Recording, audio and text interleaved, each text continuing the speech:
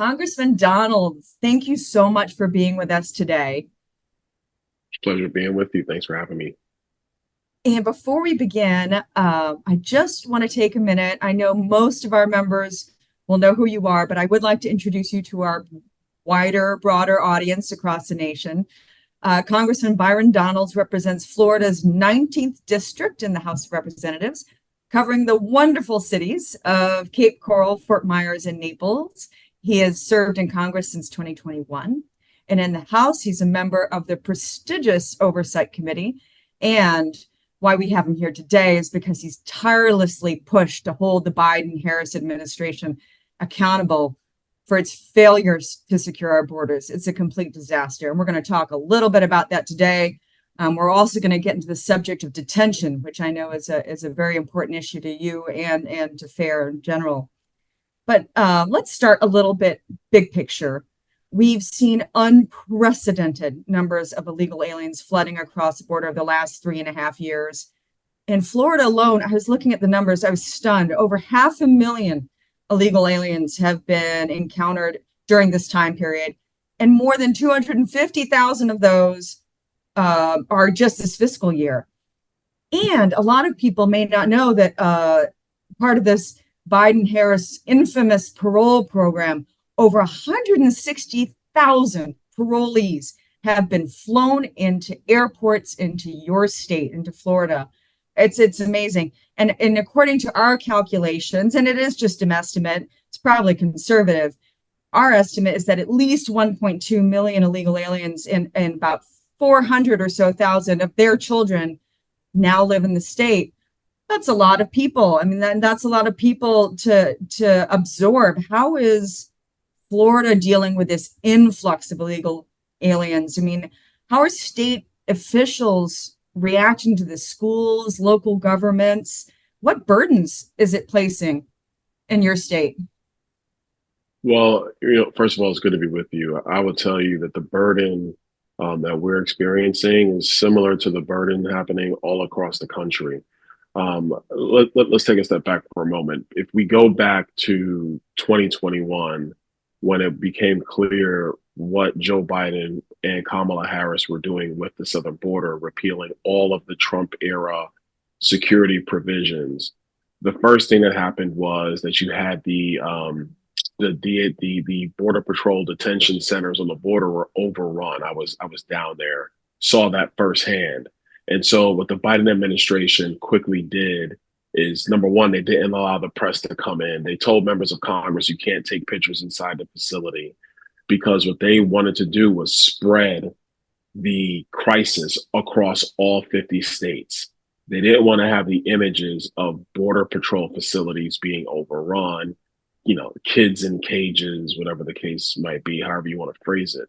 So they made a quick determination, which is also a disastrous determination, to move illegal aliens all across the country.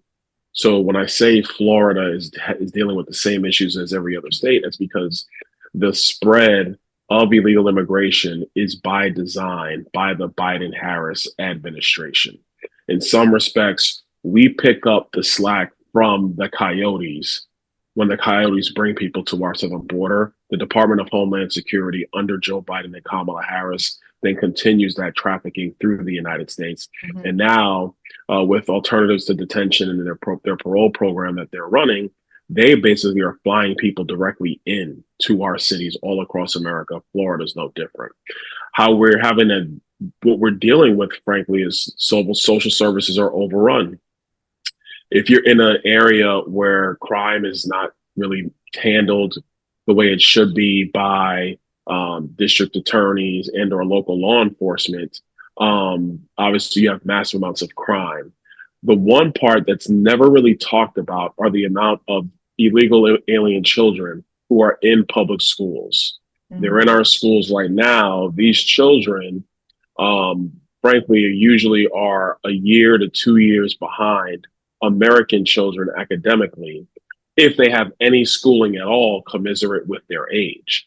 So what does that mean? That means you have illegal immigrant children in classrooms taking resources away from American children more likely in the urban areas of our country.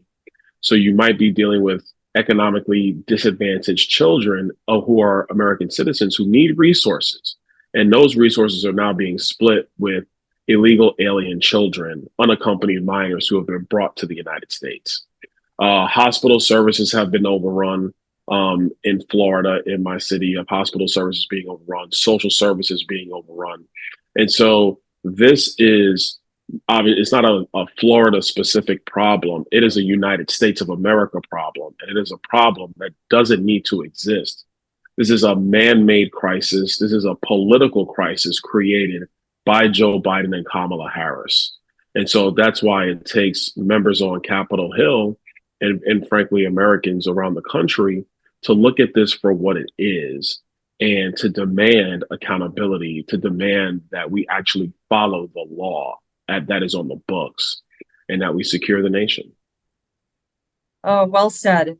That's it seems that all of this, the rule of law has been forgotten in all of this. And, the Americans are, you were talking about schools. I've talked to teachers who are frustrated because they don't even know how to teach children. They say, how can we teach children English or teach subjects, in English when they can't read or write in their own language? And so you have a whole, some kids might assimilate well, but as you said, a lot of children are behind. A lot of these migrant children are behind. And, certainly according to our own studies, the cost of educating illegal alien children, minors, is probably the biggest cost that states and locals face. So it's really let me add one quick thing, not to interrupt. I think it's important for everybody to remember how this insane wave of illegal immigration aided by the Biden-Harris administration, how it started. Before they repealed Title 42, how it started was Joe Biden and Kamala Harris basically told the world that if children come to our borders, we are going to take them in. So what did the drug cartels and the coyotes do? They made sure that all they sent to our southern border were unaccompanied minors. They sent them by themselves. They sent them in packs of 50, 70, 20. They might send them with somebody who said that they were the parent of a child. And then what was really diabolical was the Biden-Harris administration stopped our border agents from doing DNA testing at the border. These DNA tests, literally, you get the results in 5 minutes. So that way you can make a determination of this adult is claiming that this child is their child. But when you swab DNA, you can quickly demonstrate, no, that's not the case. You're lying. And then you can send the adult back quickly. And then you have to figure out how you're going to get the child back to their home country. They have eviscerated all that stuff. So the illegal immigration crisis started when they telegraphed to the drug cartels that the United States would accept unaccompanied minors at the southern border and we would process them into the United States.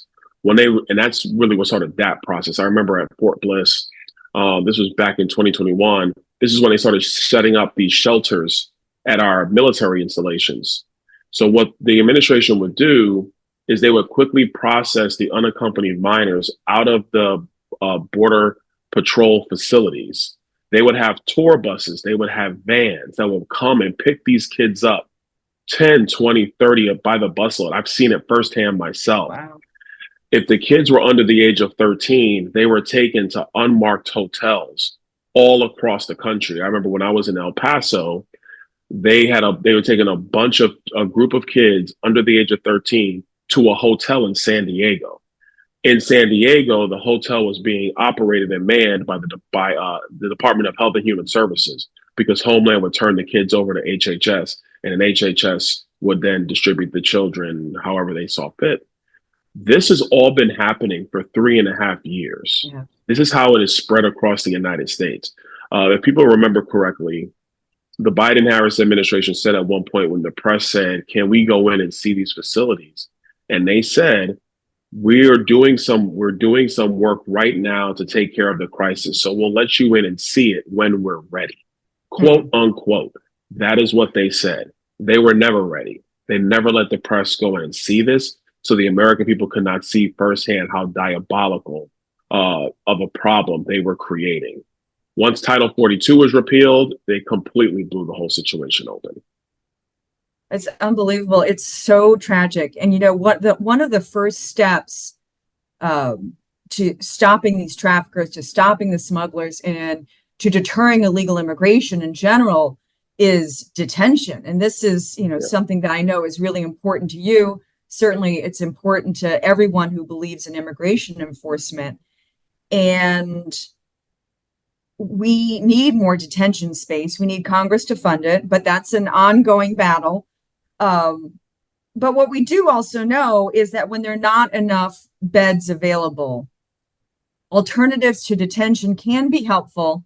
At least it provides a way to monitor these illegal aliens they release en masse, but to monitor them either through, GPS ankle bracelets or some other electronic means. But sadly, what's tragic, I mean, to compound the problem even more, the Biden-Harris administration is converting these alternative to detention programs into social services programs. I mean, they're offering illegal aliens who should be in detention legal assistance, food, housing, a variety of other benefits. One example is called a case management pilot program. It's a great title, so no one really knows what it means, but it offers all of these illegal aliens taxpayer funded services like mental health services, cultural orientation programs. I mean, don't you think programs like CMPP, these social service programs that are under the guise of ATD, alternatives to detention, don't you think they undermine ICE's very mission? But they absolutely undermine the mission of ICE. And that's why I say this is all being done by design. This is not something that just, this wasn't a surge on the border at one point in time and we were caught off guard and we were overwhelmed. The case management programs that have been set up, that is to allow and to proliferate more illegal immigration into the United States on purpose. That's why you set up the counseling. That's why you're setting up food programs. That's why you're setting up document services. That's why you have the Office of Refugee Resettlement giving illegal aliens plane tickets on national airlines. And I've seen it. I've seen that firsthand as well. Where I was in the McAllen section, and if you fly from McAllen to Dallas, what you see is you would have illegal aliens who were in holding facilities 48, 72 hours ago. You could tell because the sweatpants that they give out for people who are in detention. They are on a Southwest Airlines flight, an American Airlines flight from McAllen to Dallas. And then in Dallas, they are basically taken to the next gate and they are ushered there by employees of these airlines. And I want to be clear, I'm not going to blame the airlines for this. This is the federal government doing this because the federal government has pushed this on these airlines to do. You would see illegal aliens who have these lanyards that would have the printed boarding pass in the lanyard. So a airline employee can look at the boarding pass and say, "Oh, here's the gate you need to get to for whatever city." They would be given a brown manila folder, and in Sharpie, they would write the itinerary of the transportation flight for each illegal alien leaving our border regions when they are released into the United States. So this kind of thing is diabolical. These case management programs, like you speak of, they work in complete opposition to ICE's mission and to federal border security law. That's why, my bill, which kind of reforms ATD, the alternatives to detention, it takes away those programs, these case management programs, and puts that funding into more beds, more detention beds for ICE in order to detain people who crossed our borders illegally, prepare them for deportation, or if they're able to get their case heard and figure that out, that's another thing altogether.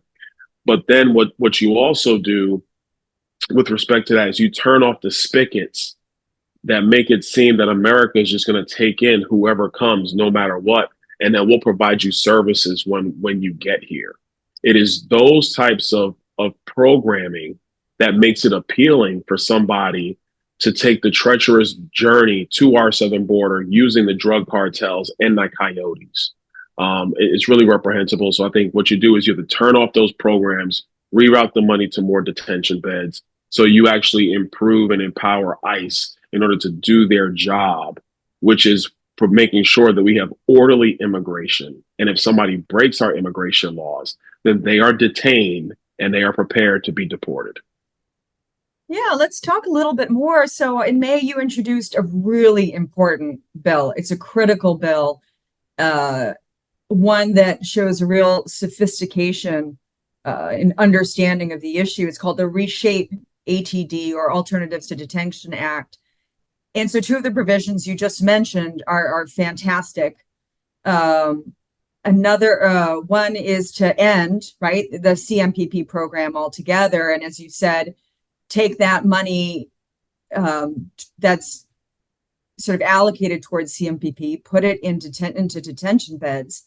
Another great provision is language that requires the millions of illegal aliens who are on ICE's non-detained docket to be placed in alternatives to detention. Could you explain a little bit more about that? And I mean, to our listeners who may not be very familiar with it, explain a little bit more about why that's important and how it helps. Well, it's really important because even though you're not in the quote unquote non-detained docket, you're still not been admitted with legal status to be in the United States.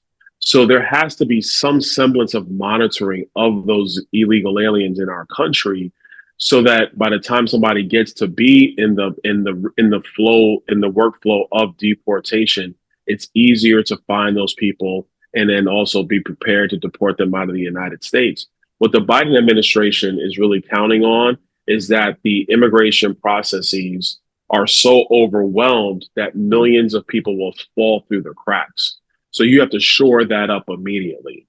Another thing that we want to be able to do is put anybody who comes through on the ATD program on GPS monitoring. Why do you do that? Let's bring it home to Americans. If we have a crime spree in America and our local jails are full and people have to be released on their own recognizance, the local law enforcement just doesn't send you out the door with no ability to get in contact with you to make sure you have to, go to court that day. They find ways to track you depending on the severity of your offense to be able to make sure that you get to court and that the issue, the criminal issue that you have to go appear for gets adjudicated fully. But what's happening in our process is that's simply not occurring. They're just letting people fall through the cracks. Mm-hmm. That's a serious problem. There's another program called the FIRM program, and I'm trying to remember the acronym.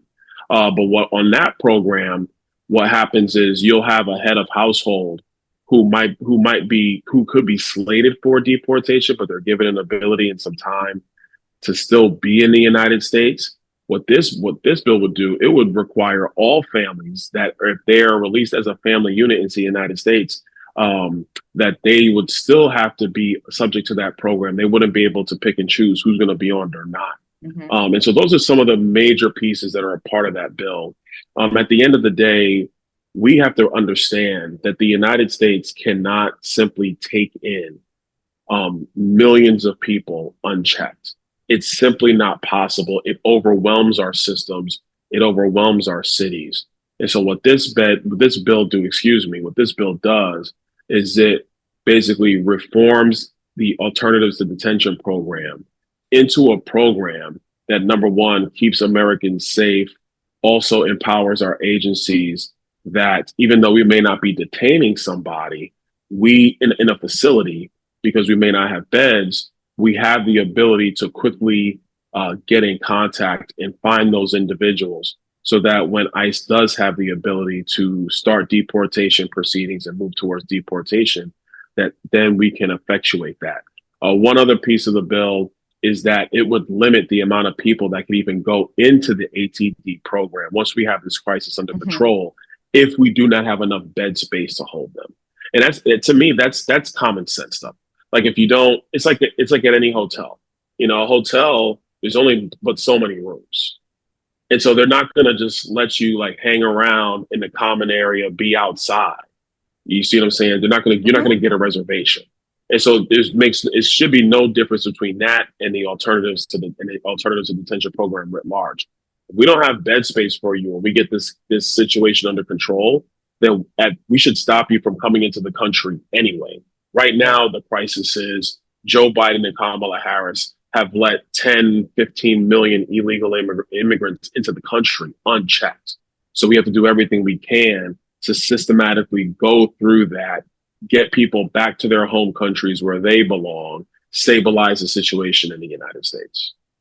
Yeah, it's absolutely brilliant. And these are common sense measures that FAIR supports, that everyone should support. I think a lot of people don't realize that, up until recently, and even that's questionable, the Biden administration wasn't using all of its detention space. I mean, we know exactly how many beds they have, and 10,000 or plus were left empty at any given time.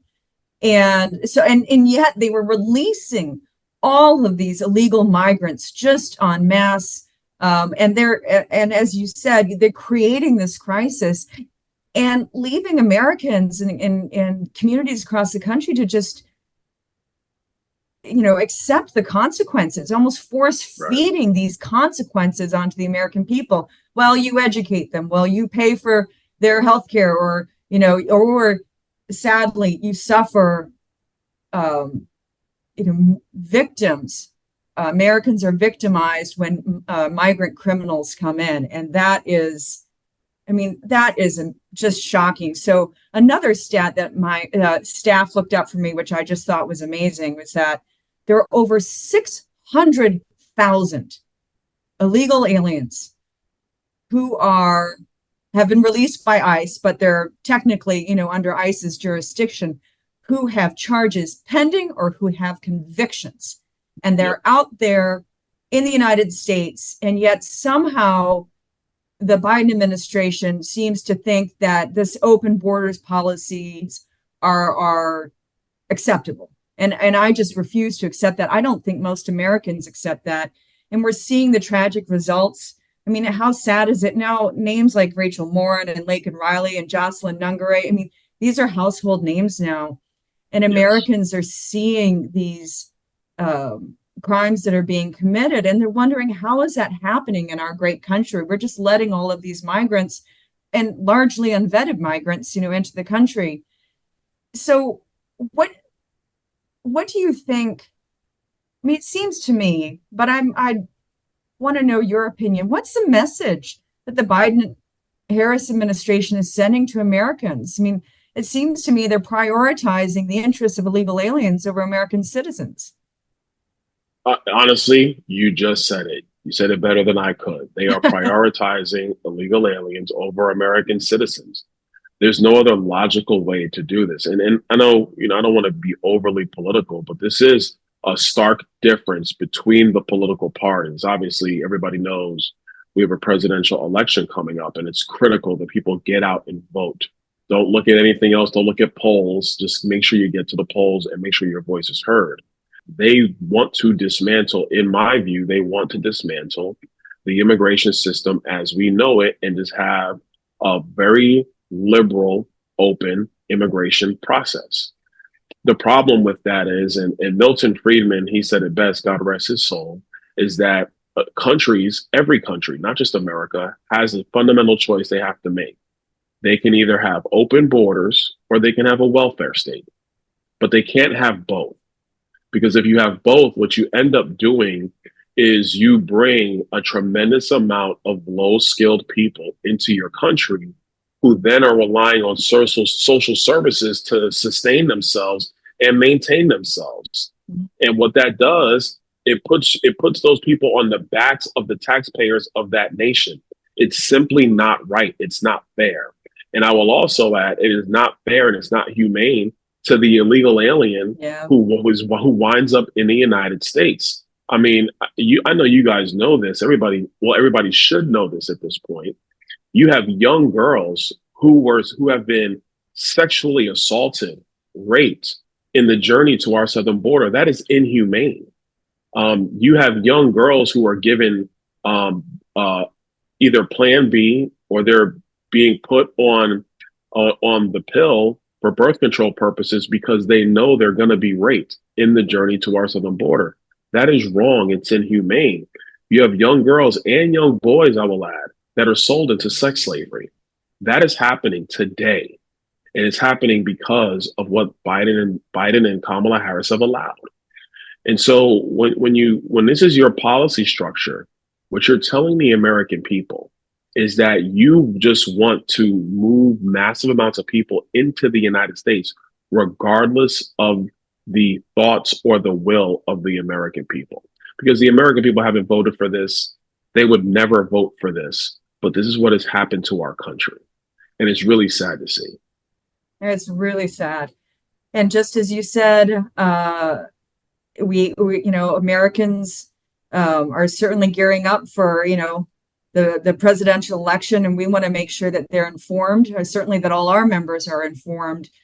And we want to make sure, it's one of the reasons we're so grateful that you're here today, so people can get, a variety of opinions and on different topics, because immigration is such a huge topic. And we know, poll after poll, we know that Americans really care about this issue, that this is one of the top issues they see facing America. So as we wind up today, what message would you like to send to your constituents, and Americans across the nation about the state of our immigration system?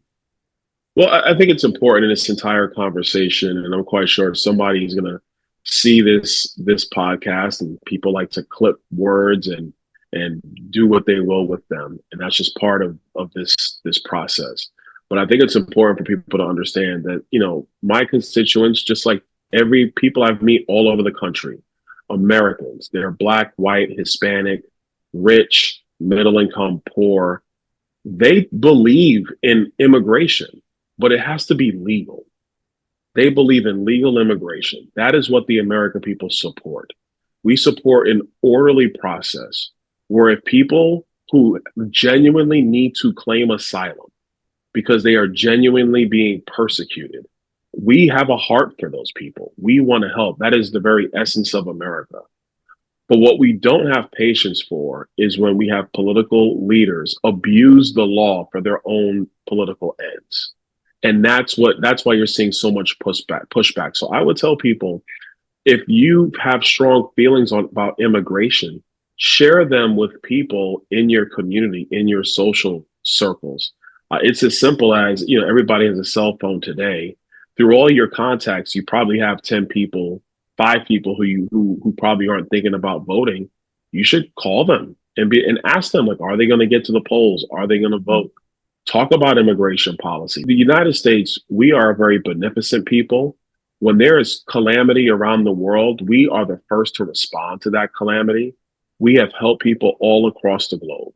When people immigrate to the United States legally and they do it the right way and they assimilate into the United States, they're welcomed here with open arms. That is what America's about. But what we simply cannot have is giving operational control over our southern border to the drug cartels, who are making billions of dollars trafficking illegal immigrants into the United States, and then billions of dollars trafficking fentanyl and cocaine and other things into the United States. The American people simply should not tolerate this. And I think they should decide what they're going to do politically this November to have the set of policies that are going to secure this nation, secure our cities. I think it's critically important that the American people really stand up and take control of their politics. Excellent. Excellent. Congressman Donalds, thank you so much for joining us today. I hope you'll come back and talk to us. We can talk more about your bill or other great immigration bills you introduce.